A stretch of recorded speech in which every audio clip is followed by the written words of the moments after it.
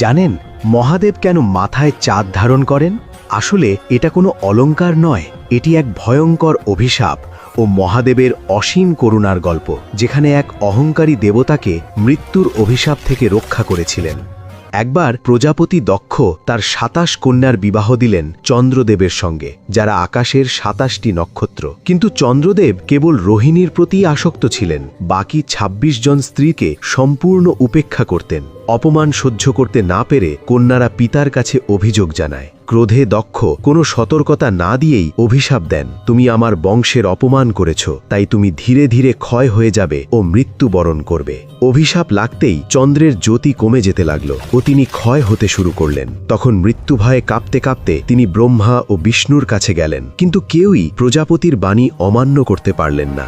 সব পথ বন্ধ হয়ে গেলে শেষ আশ্রয় নিলেন মহাদেবের শরণে। কৈলাসে গিয়ে তিনি শিবের চরণে লুটিয়ে পড়লেন। পরম করুণাময় শিব দেখলেন, একদিকে দক্ষের অমোঘ অভিশাপ, অন্যদিকে চন্দ্রের গভীর অনুতাপ। মহাদেব শরণাগতকে ফেরালেন না, তিনি এক অনন্য পথ বের করলেন। চন্দ্রকে তুলে নিজের জটায় স্থান দিলেন। শিবের স্পর্শে চন্দ্রের মৃত্যু থেমে গেল। মহাদেব বিধান দিলেন, দক্ষের অভিশাপ বৃথা যাবে না, তুমি 15 দিন ক্ষয়প্রাপ্ত হবে, কিন্তু পরের 15 দিন আমার শক্তিতে পুনরায় পূর্ণ হবে। সেই থেকেই শুরু হয় কৃষ্ণপক্ষ ও শুক্লপক্ষের চক্র।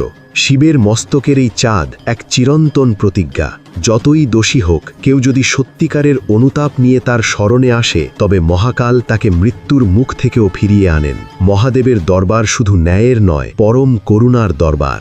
জয় চন্দ্রশেখর, জয় মহাকাল। আর সাবস্ক্রাইব করে মহাদেবের দরবারে সামিল হয়ে যান।